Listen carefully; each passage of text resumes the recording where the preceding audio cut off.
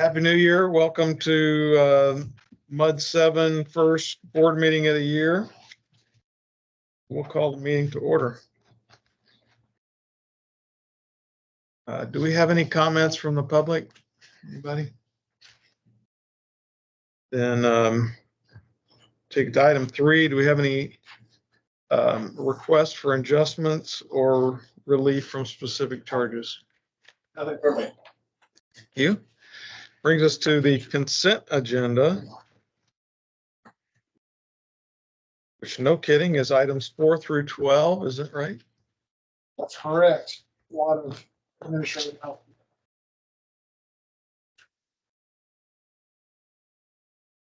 Okay, so that would be last month's minutes, financial reports and disbursements, investment reports, tax collector's report,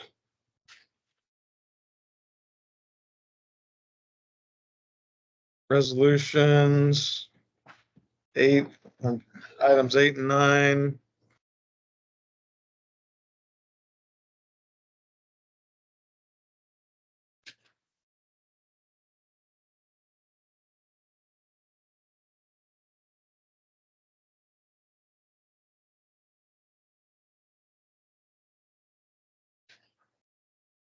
Any questions or discussion on kind of the laundry list on the consent agenda?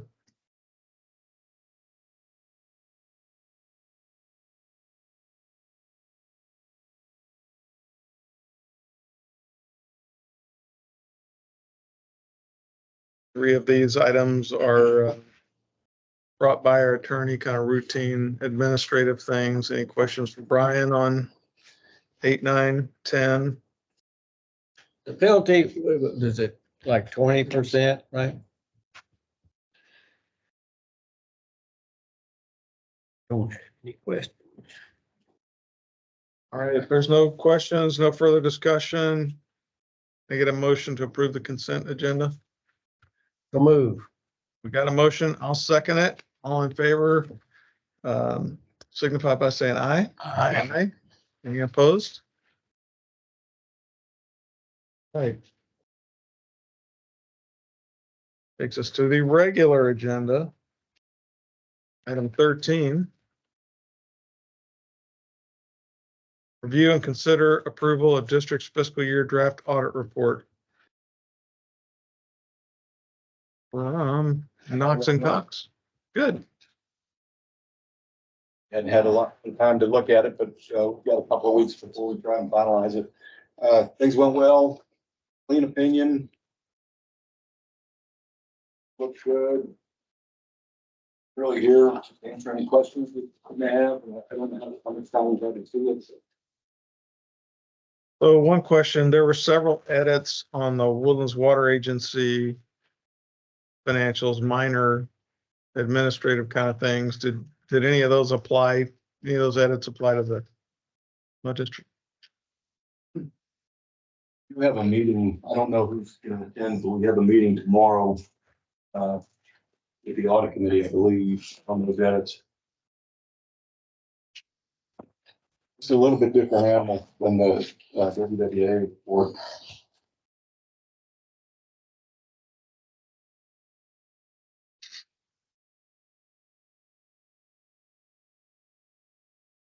So you would characterize it as routine, similar to audits passed for MUD 7? Yeah, pretty straightforward. I was talking at the last meeting that if you go to page 10 and 11, we present your financials two ways. First two columns here represent what you see month after month after month. And then we adjust it to make it more like a business type of enterprise, very similar to the WWA actually. And there's a significant, if you look at the bottom, the middle column, the total fund balance is 2.3 million, but the total net position, the last column is 17.3 million. I was describing to the previous board that when we started doing this type of accounting or this type of presentation back 18 years ago, 19 years ago, we made a decision that your capacity rights were forever rights and they would not depreciate. And so that's really the biggest difference in between fund balance that you see month by month and statement of net position. If you look, well, it's hard to follow what, right here under assets, under adjustments, we have land and capacity rights of nearly $13 million. And that's pretty much what we've paid to the SGRA for our rights to. Under assets, we have cash and some of it under the category of debt service. What is that up? Debt service, though you have no debt remaining, that fund remains to collect delinquent taxes for the most part. But that fund was there and is currently there to service the debt, which of course is expired, with the exception of the SGRA debt that we hold. So should we rename that? We do internally, we call it the tax fund. Yeah, and debt service fund is the typical term. And I guess it would be up to, can we get rid of the debt service fund? Is it? We're just reading. Do we have to leave it there in case we have future debt? No, because we closed that out. We actually closed the account when we paid off the debts. So we still keep the same internal system, Yeah, tax collections going. yeah, but we don't need the debt service fund. Correct, but we do have a tax account where all the funds are sent, if we've always had, and we will send it, split it from the tax account to debt service Right. and to general operating. But couldn't we even keep the tax account open, but transfer all those funds to general? Because y'all closed the debt service, didn't We we? call it the tax fund. We keep the mechanism. Everything goes into the debt service and tax funds and then M&O's paid out of that. I think that's what we did on Because one. if y'all ever did another bond issue or had an election, you did it that way. But if we did that, we would have to create in our bond, authorize the bond issue, create a new debt service account for purposes of district bonds since we were paid off. So Would you like me for the final report to transfer the debt service fund, make it last year of the debt service fund? yeah, and let's look at the other districts that have already paid off their debt. Make sure we're consistent, we're not doing something Yeah. different, because this is not the first district to pay it off. Right, right. So I think one no longer has a debt service fund. I'd have to look. I think 36 still might. Well, 36 has a new bond issue. Oh, yes. They're all like this. We haven't changed anything internally. So we would have given you a balance. One that still has a Same. debt service fund? Okay. They all do. Well, we call them the tax fund now. Right. That's how we label it, just renamed it. So in the interest of clarity going forward, I mean, I realize this is already looking backward to September, but at least for the current fiscal year, can we change it just so that we don't have a debt service account when we don't have debt service? We've already relabeled it tax funds. You'll see Okay. those financials and balance sheet. Then on our We'll just change formal financial statements going forward, I think that makes sense, as long as we, our Yeah, I mean, advisors agree. y'all can talk about it in like a thought, but it may be the easier answer is what Kyle's saying is rename it as a tax account. I know it would change some of your footnotes or internal references that are talking about that. So we're kind of, in this report, we're kind of stuck with the debt service terminology. Just because there's three primary funds, general, debt service, and capital projects. We don't have a capital projects. We don't have any capital projects. So the question is, can we do it for the fiscal 2024? You can, because your Finance. bonds will be paid off. Yeah, and my suggestion would be though, that we can call it internally the tax accounts, but we should transfer all those funds to general, and then you'd only see the general fund.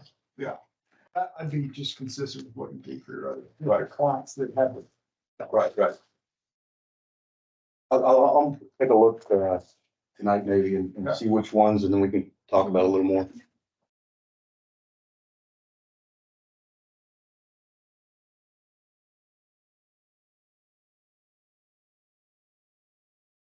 Any other questions or discussion?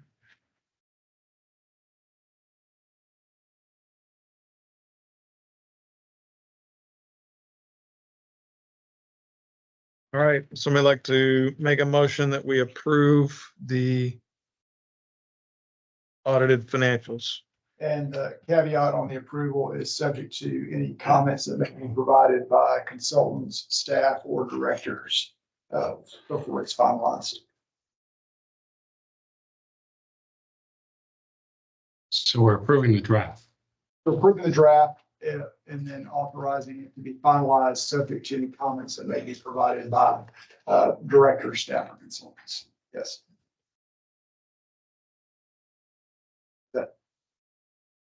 Just to give you an idea on timing, this is due to the TCEQ, before your next meeting.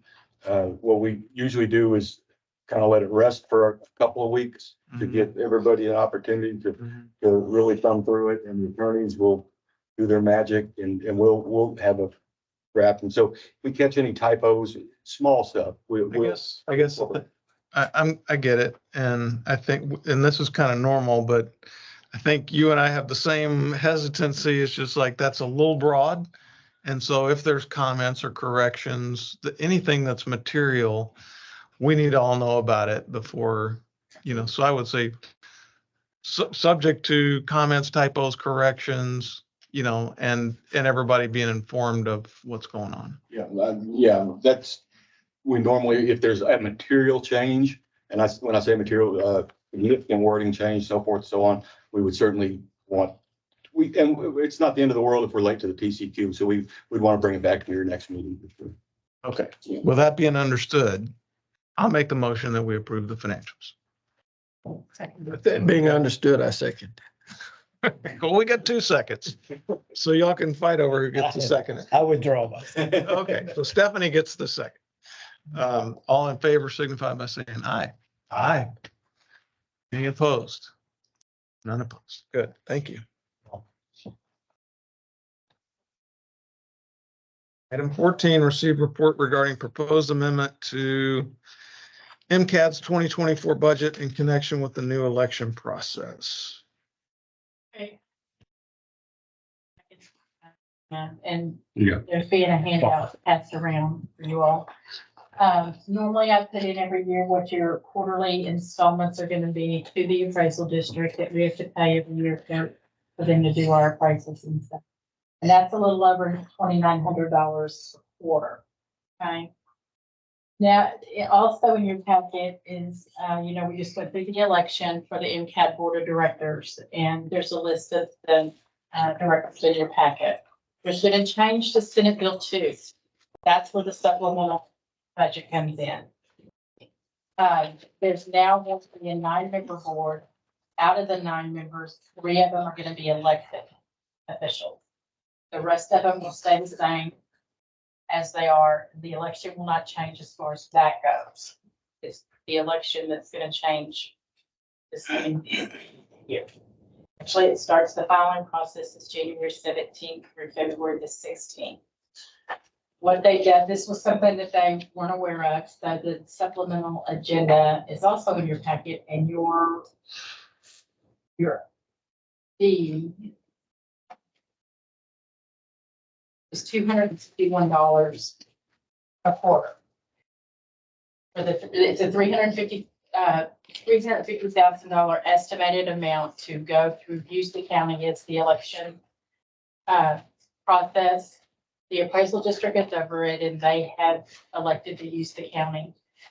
So Arthur will go through more information on it, but an extra $251 a quarter will be added to your budget for your quarterly installments.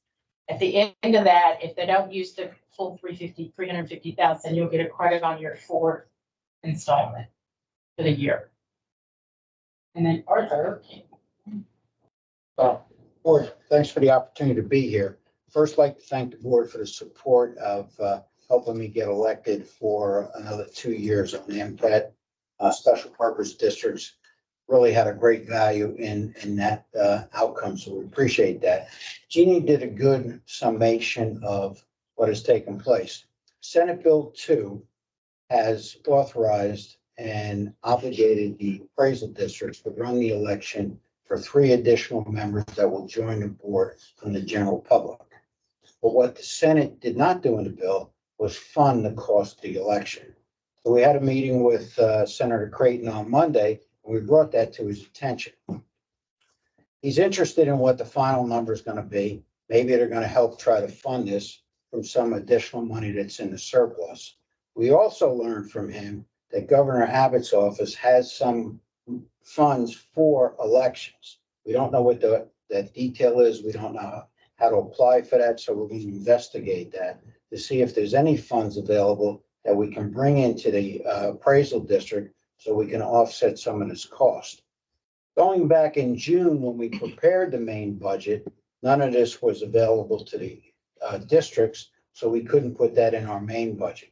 We do not like to come back to our taxing units once your budget year started and present an invoice that says, here's some additional cost for you. Nobody likes that either privately or as an organization. But we do not have any taxing authority. We don't have the ability to raise any fees. So we have to come back to our taxing units to fund this. So we're obligated by the legislature to run an election without funds, and we need the assistance of our taxing units. Now, we've elected to outsource this to the county. They do a good job in running elections, just as mud districts are going to outsource.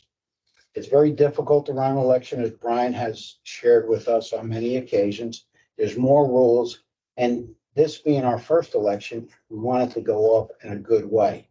Now, the $350,000 estimated comes from Sue Harvey's best estimate of what our costs would be to join the county in the election, provided there'll be no additional costs if this goes without a runoff. If there's a runoff, we'll get a new number from Sue Harvey. So we hope there's no runoff. Should this be less than $350,000, we'll provide a credit back to our taxing units, as Jeannie has indicated.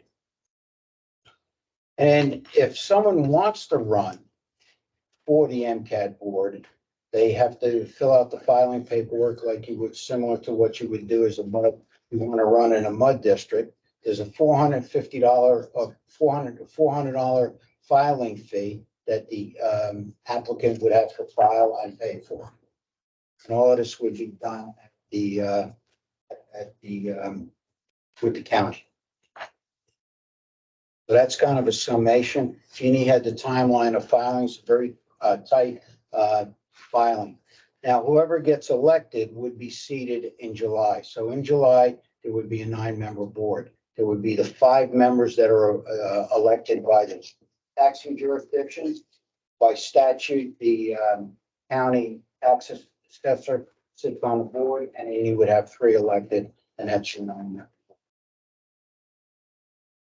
That's kind of a summation of how all of this took place.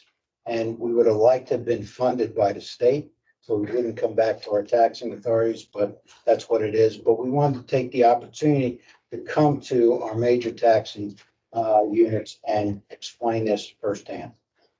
So bottom line for us is $250 plus or minus. Okay. Out of a budget that's a couple million, whatever. Okay. All right. Thank you for sharing all that detail. Appreciate the opportunity to be here. Appreciate you being here. So is that number in our packet someplace? Yes. Yeah, Where? 32? The three. it's in a chart. It should be on page 34. Yeah. And then, of course, I have it there. There's a letter from the appraisal district that shows their quarterly. Okay, great, thanks. Start from 32 on a letter. Have a complete breakdown in your packet of each taxing unit. At the top, what the 350 is and what their actual increase is by taxing unit. These are all the taxing units that are in the county. Congratulations on your election. Do us proud. One of our own. That's right. Okay, well, we're gonna approve something here. No action. Yeah, that was just report. That takes us to item 15, grant exemptions from taxation for 2024 and the adoption So this is another Jeannie Scott item here, adoption of a resolution.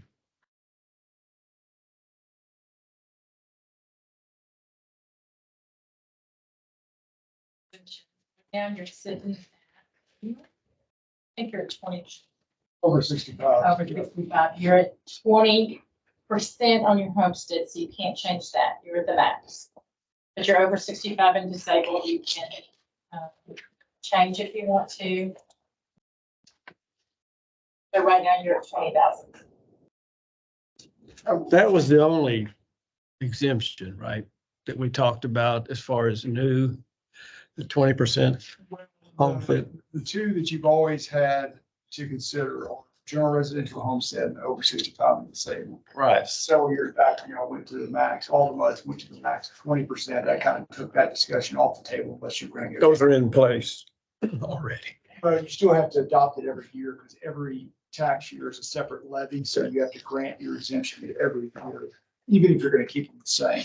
20%. So we prepared the resolution on the assumption you were going to keep them the same, but if you want to change them, that's at the board's discretion. But what you had, as Jeannie mentioned, was max on the homestead and then a $20,000 over 65 and disabled exemption that's stacked on top of the 20% homestead exemption. But over 65 is pretty simple, pretty straightforward. Disabled, means different things to different people. And can't tell you how many stories I've heard about somebody who was allegedly disabled and they're out, running a marathon or something. So what kind of controls do we have? Who does?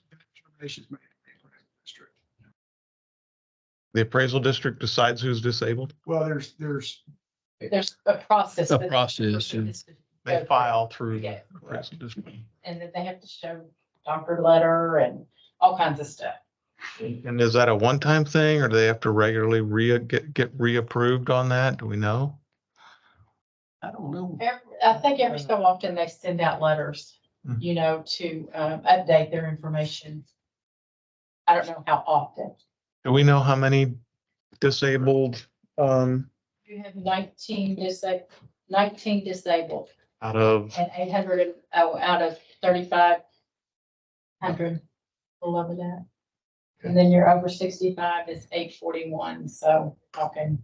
I'll mess with that. 60 something total. I can prove it too. okay. I think we have a majority on the board on that one. Don's here. I can prove it. Well, I'm proud of still being the minority of. I know, that's why I'm telling you. All right. Um, Okay, I mean, that's any, We have to act on that.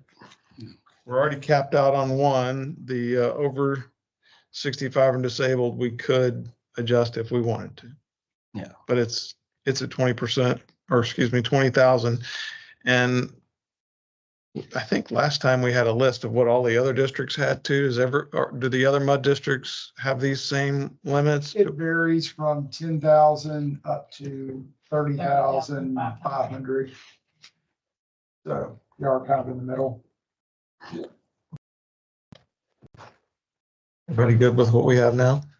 I am. Yeah, I'm motion the way in, separate from the page. All right, got a motion to approve item 14, this resolution. I'll second it. All in favor signify by saying aye. Any opposed? All right, thank you.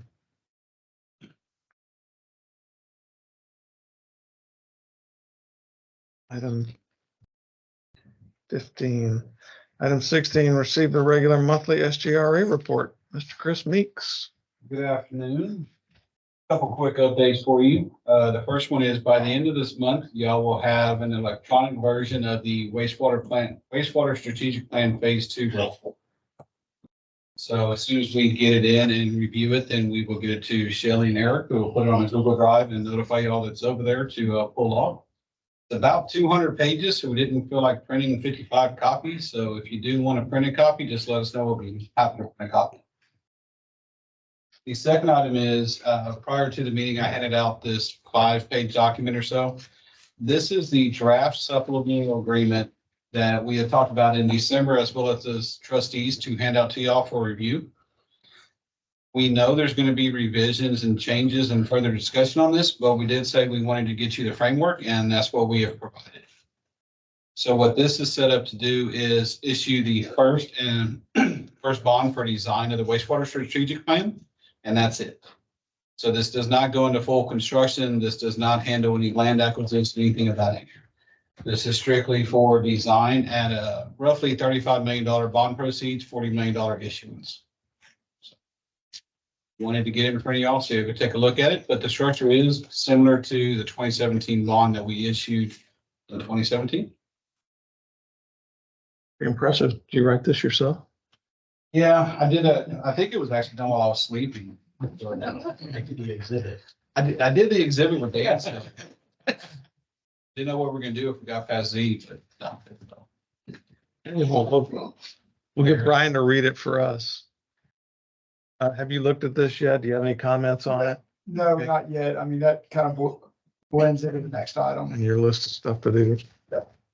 on the agenda. Yeah. Okay. What else, Chris? Anything else? Only if y'all have questions. Thank you. Item 17, discuss potential funding alternatives related to proposed infrastructure projects. This is not a Chris Meeks item. This is a Eric leading off with Adam and I. Okay, In light of, last year we learned about the 10-year plan, or the revised 10-year plan for last year. We learned about all the different projects that are in it, AC, wastewater treatment plant, among others. I think that number was around 632 million total. So all those projects. There was discussion on and off during the year about how do we fund it. Right now, as proposed in the supplemental agreement that was just passed out, that would contemplate a scenario that would have SGRA selling bonds, identifying what a wholesale rate might be to pay back those bonds, and then the wholesale rate would come to the MUDs and then pass through to the customers. When you do the math on not just that bond app, but all of the projects over the next decade plus, granted it was, a 10-year plan plus a couple other extra years. You're looking at potential water bills to several $100s, $200-$300 or so. Increase. Overall. Yeah, it's about 100 now, be about 200 or 300 going forward. So it's a $100, $200 increase. Correct. Yeah. Yeah. In the end, not tomorrow or this first project or anything, but in the end. And so I was receiving a lot of input from directors on, are there other options? That seems like a hard ask on a monthly basis on a water bill.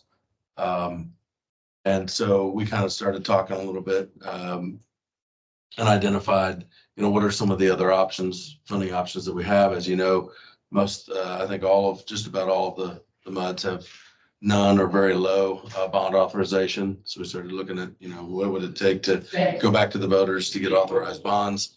You certainly could do that. That would move the water and sewer rate scenario into more of a bond and tax rate scenario.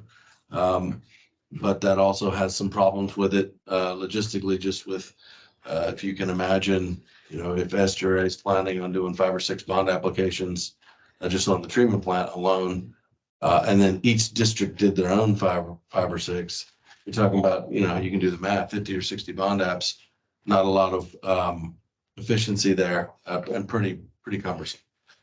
So a third option that we kind of talked about was also going to the voters, but going to the voters with the idea of doing a rollback tax election to basically set a new or revised M&O tax rate. Still be on the tax side. You either got water and sewer rates or tax rates. The middle option was more doing your own bonds and be on the debt service side. This would be on the M&O side. And identifying a rate that would allow each of the MUDs to develop incoming revenue that they could then pay the debt off that way. So those are kind of the three different scenarios that we've just been talking about. There's no action tonight. Certainly what we're trying to understand is there any, what additional information do the boards want? It's been consistent today, just the first two that, maybe some pro and con, maybe look at the numbers and compare the different scenarios. And that's kind of what we would probably do going forward is identify, assuming that one of those sounds better than the other, or a couple of them sound better than the other, we would look at it that way. So if you push more of that cost into taxes rather than water bills, does that limit your ability to spread the cost out over 30 years, which was the whole idea of doing No. it via bonds? So you're still spreading the cost over 30 years. Yeah, it's really. Just doing it differently. There's a couple decision points. There's one decision point of, does the River Authority issue the bonds or do the MUDs issue the bonds? And I think for the most part, people understand that it's a lot more efficient for there to be one issue as opposed to all the issuance costs associated with multiple. That's your first decision point. So if you go down this road of, okay, the River Authority issues it, the next decision point is, okay, if the River Authority is issuing the bonds, they're going to charge increased incrementally higher wholesale rates. How do the MUDs pay for that? Do you pay for it by just increasing your retail water sewer rates, or do you increase it by paying for it with maintenance taxes, which before was a whole lot easier because we weren't limited on our maintenance tax revenue. Now with Senate Bill 2, developed district status, the limitations we have to increase our M&O rate, we would have to have a rollback election. So that's the second kind of prong of the decision points. And if you pay for it with retail rates, I mean, you know what that looks like. We've done it for years, but it's going to be quite a bit more.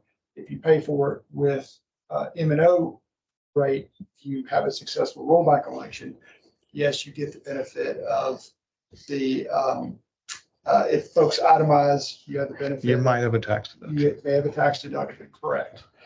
And, the allocation may be different as far as the burden of the costs between commercial and residential, depending on what a particular district's makeup is, because a district's commercial component may be a lot more significant and maybe they use less water as a percentage of the overall water than they make up as a portion of the tax base. And when you have a 20% residential exemption, then you're essentially able to have your residents have a lower proportion of that overall cost.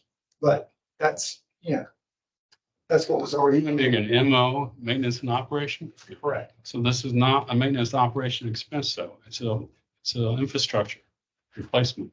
Well, It's maintenance. It's a capital expense. It's not an operating expense. It's a capital expense. well, it's a major operating Rehabilitate expense. your existing infrastructure. Yeah, Correct. it has a life year of 30 years or something, Correct. right? These are the types of projects that for districts that have their own facilities, if they're not issuing debt, that they will cobble together over a number of years, maintenance tax in an account to be able to pay for it, or a portion of it on a cash basis and maybe issue less bonds, what have you. So Remind me, what's the SJR credit rating? I think they're A+. So, Woodlands, right, Woodlands Division. so obviously we want to consolidate all these under super high quality issuer. No worries about pending litigation and things like that might somehow put Sanderson River Authority on credit watch or some kind of downgrade? Or is that too small to matter? well, we talked about that a little bit in a previous meeting. So all litigation that you're hearing about right now is related to the GRP division, Oh. the bonds that they've issued. So in theory, these are Separate. divisions that are silos. So if, all these worst case scenario, the contracts are deemed invalid and people don't pay, the River Authority defaults, GRP division credit rating goes in the tank, it shouldn't impact the Woodlands division silo. Now, it's never been road tested, so it's hard to say until we get there, but that's the way it's structured. Okay.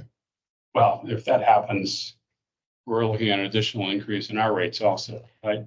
Well, once the bonds are issued, they're issued. Right, but I mean, if the litigation plays out that the other customers don't pay into the GRP, then the River Authority only has us to come get to pay Well, for that's a whole nother, I think that kind of is beyond the scope of this discussion, because there's any number of different ways things could splinter if that were to happen. That's something to put on the SWOT test that we were talking about at the Woodlands Water Agency thing. I mean, it's a threat, maybe a tiny one, but it's out there theoretically. Yes, option 3 requires a voter approval. Two of the three did, either getting more bond authorization or doing a rollback tax would require voter authorization. The only one that wouldn't is if you increase your retail rates. Yeah, there's been quite a few comments that I've received from board members, from the Woodlands, talking about, why wouldn't we ask the voters what their thoughts are on this? Probably as part of the SJ, WWA, and Holloway PR campaign that's kicked off now, as maybe having survey type scenarios where we would go back to the customers and get their thoughts on it. So is the River Authority prepared to present an alternative if the voters don't approve this? What alternative, what are you talking about?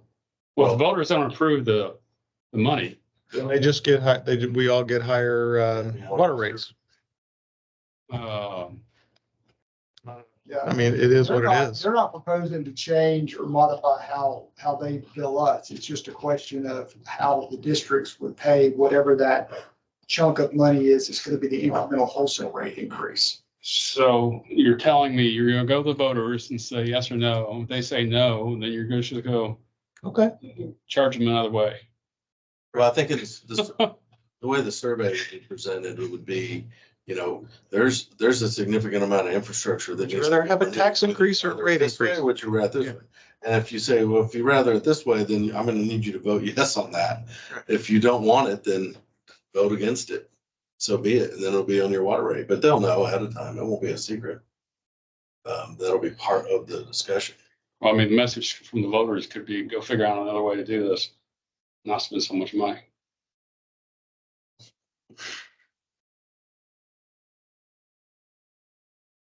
I mean, how would they give that message? By voting no, And then they just get higher rates, water rates. yeah, they elect all new directors. Yeah. I mean, I think the signal from the public is, But they can't elect all new directors, immediately. It right, could be a factor of 2 years or 4 years or something like that. seems like if you ask the public on what they want to do, you gotta listen to them.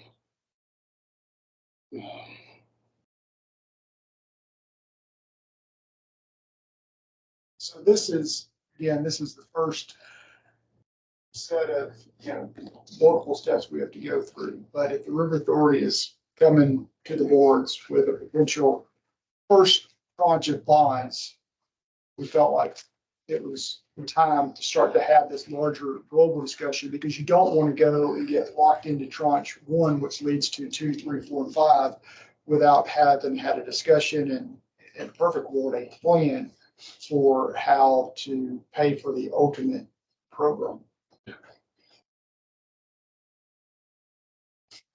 I appreciate the work that's been done on exploring options. So we don't have anything in the package for this, though. So this is information only. Yes, just Zero. start the discussion on. To be continued, right? Yes, and if you'd like more, what we're preparing or prepared to prepare, I guess, depending on what the boards are asking for, and we're already hearing consistent messaging is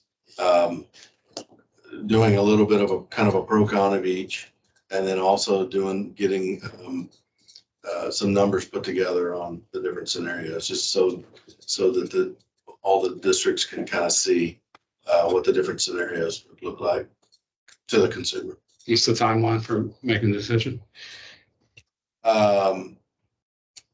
Well, the timeline that's on the table right now for, at least for the supplemental agreement, as Chris mentioned, was they'd like to get that on board in March. And keep in mind that it is the design for the new facility, so there's no funding to go forward with anything at the wastewater plant. So we're looking for the first set, which is $35 million. And that'll take us the next 2-3 years to spend and get done. So we're not going to come back in a month or two and say, now I need 200 million for construction. It's just the first to get through design and then come back in 2.5-3 years for construction. So ultimately, we need to get the boards on the same page on which direction we go with all this. I think that's the answer to your question. Yeah, and I think March is pushing it too fast. So, We'll see. Yeah. Thank you, gentlemen. Item 18, receive update regarding status of Bear Branch, Panther Branch, and research forest drainage improvements. I'm happy to give a quick update on that one. Back in about middle of December, we did receive the report from LJA. We're still in the process of reviewing that. We provided some comments back to LJA. We want to make sure that we fully, understand the results of the modeling and the various scenarios they have run before coming presenting back to the stakeholder MUDs associated with that project. So that's something that we are working with them on right now, making sure we get adequate responses. Eric's been a part of that, and we are eventually going to set up presentation to MUDs on the results of that study. So that is still to come, to be scheduled sometime, right? Definitely, Eric, I would say in the first quarter of this year. I think so. That was what my understanding was. And when should we expect to see bulldozers rolling around out there?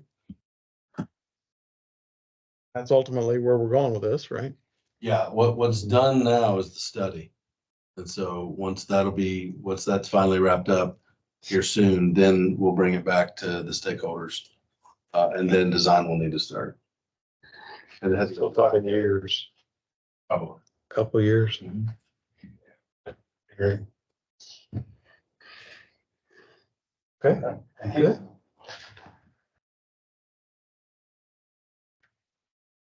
Mr. Yates, Attorney's Report, item 19. Nothing that we don't have as separate agenda items today. All right, well, how about agenda items 20 and 21? All right, 20, the director election. We've got a memo in the packet there, starting on page 55, that goes through our recommendation that the election be held jointly with Montgomery County, as we did in 20 and 22, and lays out all the reasons for that. And that's not just a Woodlands recommendation. That's for all of our district clients that are in a county that are the county's willing to conduct elections jointly, whether taxing jurisdictions, which Montgomery County is. So we do need action if the board is agreeable to authorize notification to the county of the district's intent to participate in actual election. I would do that. So seem to be 3 pages of negatives and 1 page of goods. Yeah. I mean, it's hard to, First, conduct an independent election, which. it's real hard to do that. But this is a different world. It's just allows you to tell the county we're gonna go forward. Right. making this as a motion, and you vote. You make a motion. Yeah, I'll make a motion. Well, a We have a second. motion to approve. Second. We got a second, and this is for item 20 about the election. Yes. Okay, all in favor signify by saying aye. Aye. Any opposed? Motion carries. Thank you. And 21, the supplemental agenda that is right behind your regular agenda.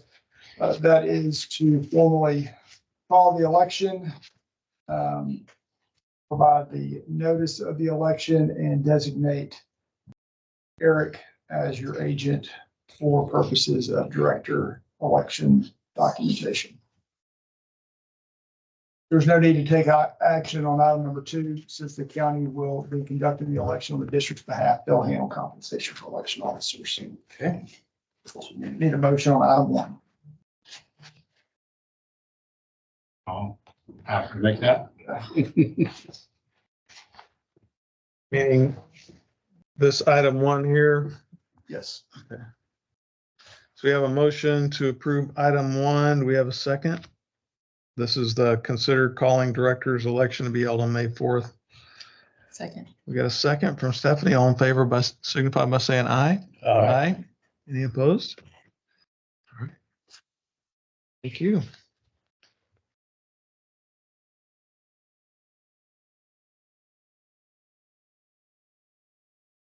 General Manager's report. Peterson. All right, we've covered most of the items already. Wanted to point out in your packet, a letter that we received from Jim Stinson, just thanking the boards of trustees for the nice letter resolution that was passed that I read at his reception. So that's in your packet.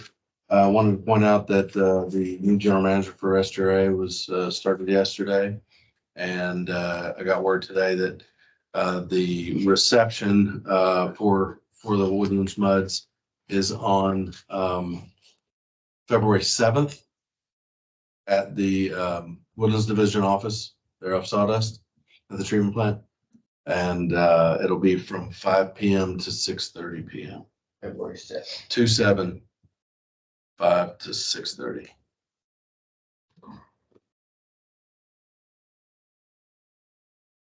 And the only thing else I had was the communications report. John. Evening. Referring to page 64 of your packet for the communication report for the month. See some samples of our current marketing materials. Flurry of freeze protection messaging going on recently, no pun intended. I want to spend some time on page 67. We have a summary of our annual community survey. And just going to hit some highlights from that with you. So we did our first community-wide survey a year ago, the results of which informed our strategic plan, what we were messaging on and how for the past year. So we've rerun that survey. We did it in November. So this is a nice gauge of how impactful we've been with our strategic plan over the past year. So on the top right of that report, you'll see a QR. That will direct you to the full survey. You can see all 20 questions and all of the data that goes along with it. Right? So this is just some highlights here in your packet. So percentage of folks better understanding where their water comes from increased 24%. Those acknowledging that it's a mix of lake and groundwater. So 24% improvement there. Knowledge, how much knowledge you have regarding Woodlands Water Agency. Those answering a lot or some increased 15%. And those answering none or very little dropped by 24%. Opinion levels improved. Our favorability rating increased 17%. Our unfavorability rating dropped 47%.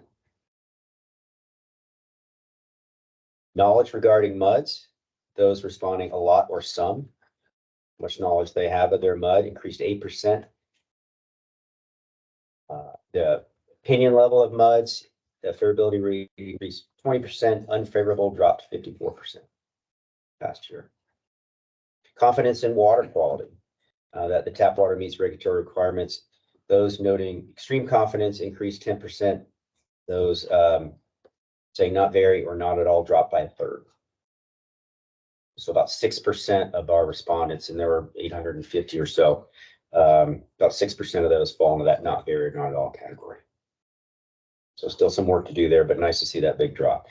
We did a lot of work this year on the water bill, trying to improve readability and a lot of messaging behind that. So when folks answered, their bill is clearly explained. Yes, increased 8%. Not very, decreased by 25%.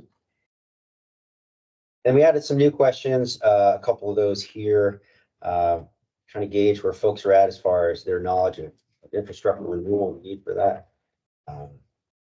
So are you aware that Woodlands water and sewer infrastructure will need to be replaced in coming years? 53%, so they're very aware or somewhat aware. So want to build on that, and then did Woodlands Water assist you satisfactorily when contacted for assistance? So if they called us up, did they get the help they needed? And over 88% said they did. So kudos to all of our customer support and billing folks. So very encouraging report.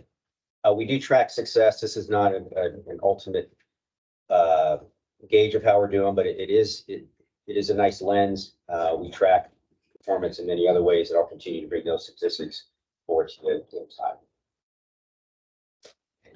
One way we do communicate is with your annual report. So it's that time of year again. We want to get these out with next month's water bill. So that's 2 weeks from now. But it should be a pretty quick process compared, a little more streamlined than last year because we already have a template developed. So if you turn to page 69, that is the report that you put out last year. And you can see I've just put some red numbers there. We just need to update copy on 4 sections. So if you would like to do the report again, I can work with a designee and just get that updated copy in there, all format it. We'll do a little back and forth, make sure everybody's in agreement, and then this will go out with next month's bill. And we'll also send it digitally as well and post it on the website. So is that something that you guys would like to do again?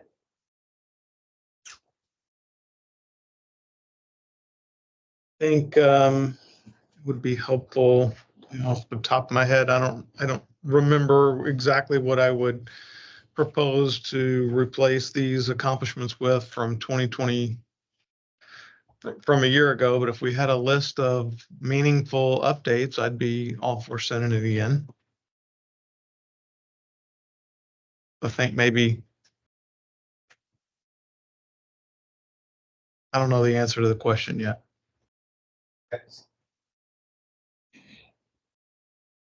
Brad, you kind of helped with this last year. Do you have thoughts on? I think it'd be nice to do another one. I agree. I guess I'm a little concerned that we've got like 2 weeks to get it done.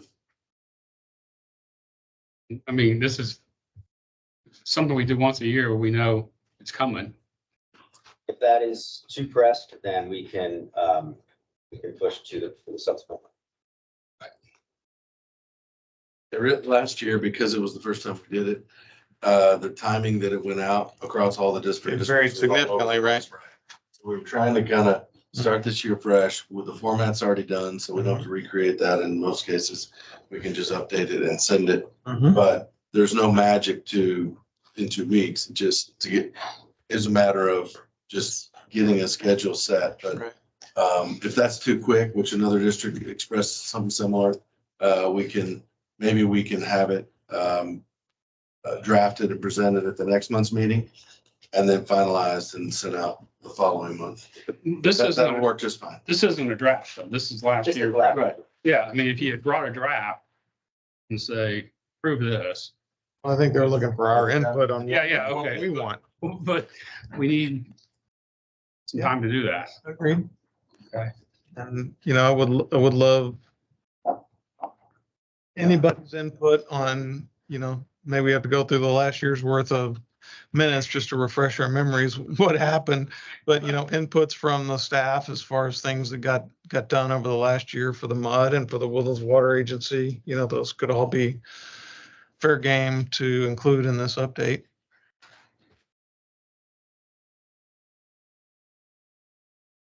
And probably it would be helpful or appropriate in the looking forward section to have some heads up about, infrastructure maintenance and upgrades and replacement, renewal, whatever you want to call it.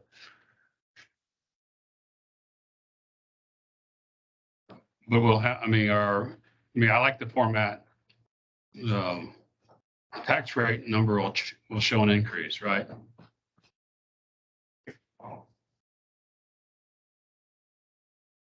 Yeah, if we we don't have to include the same chart, but yes. Yeah, we should though. I'm fine with it. Yeah. So I think we'll have to put some explanation about why that treatment up. And anybody's been to the grocery store, they know things cost more, so it's not a surprise. Okay.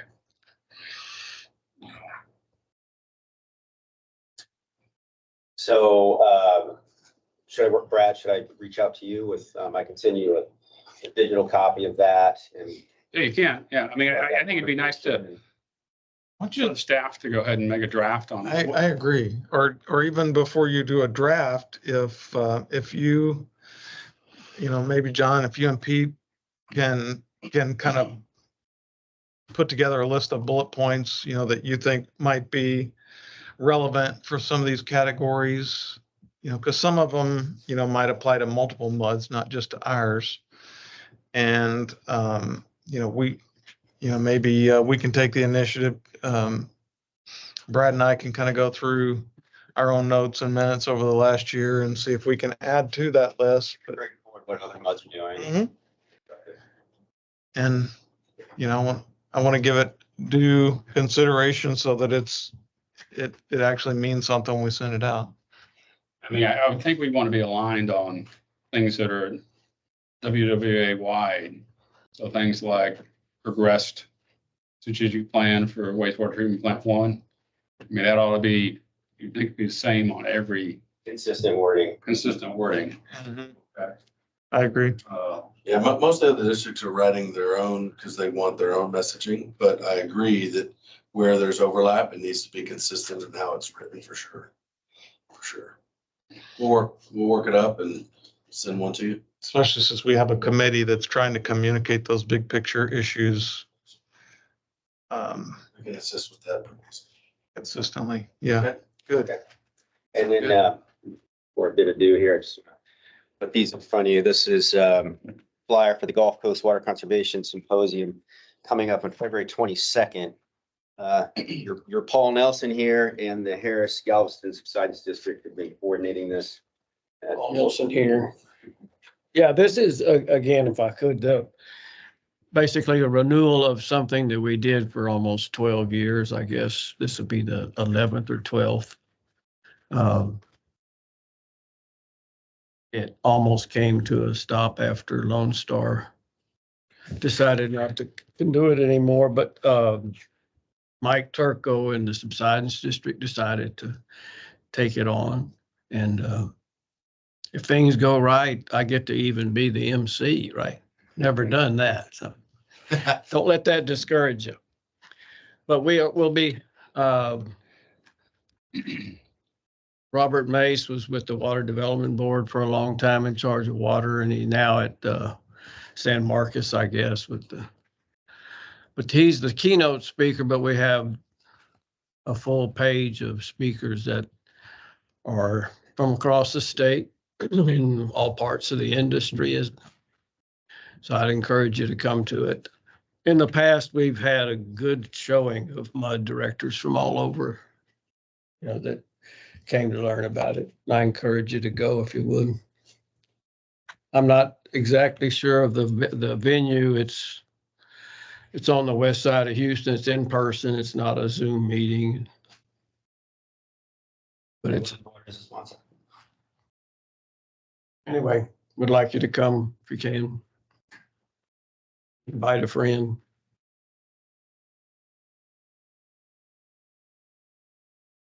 Thank you, John.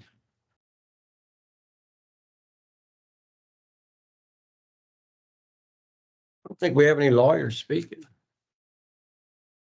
I don't know how that, Maybe informative then, right? I don't know how that happened.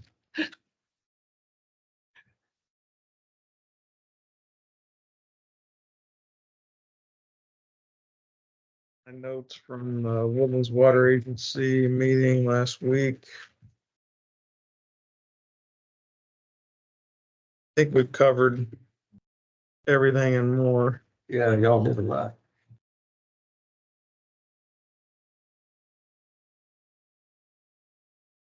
I've spent a fair amount of time talking about the Woodlands Water Agency audit, but 76.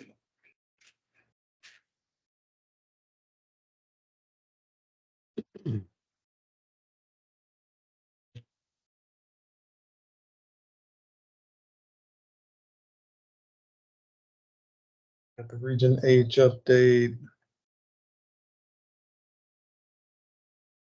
Talked about renewing the lobbying deal that we have. Basically, the firm that we've been working with has had significant success in identifying projects that were eligible for federal dollars, and they've been able to bring some of those federal dollars to projects here in the Woodlands. And they've already looked at ways to hopefully get more federal dollars allocated our way going forward. And so we got to meet a couple of the people at the meeting who were here. The guys that are actually the ones not only at the federal level, but also in Austin at the state level, talking to our elected officials.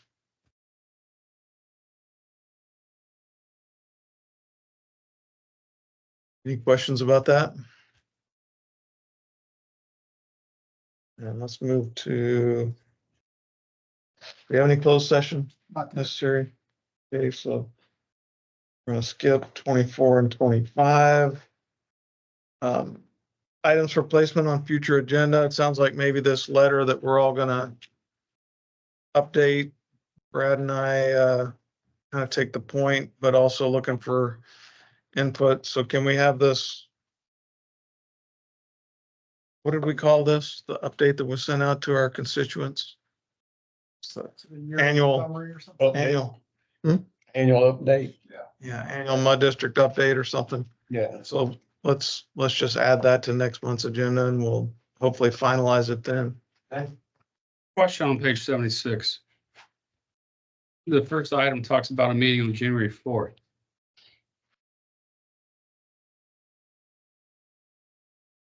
Correct.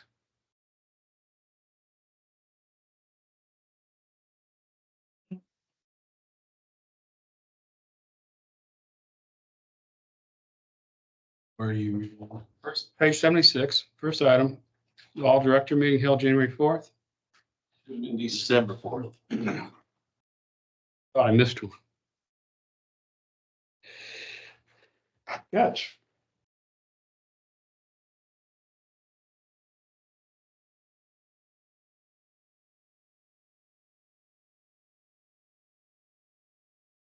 Anything else? Any other questions, comments, thoughts, future agenda items? Yeah, not to belabor it, but if you scan that on your code, it gives you the full panel of speakers, et cetera. So It's almost belaboring. Not that's, quite, though. that's short of belaboring. We tried it and it worked. All right, meeting's adjourned. Thanks, everybody. Far.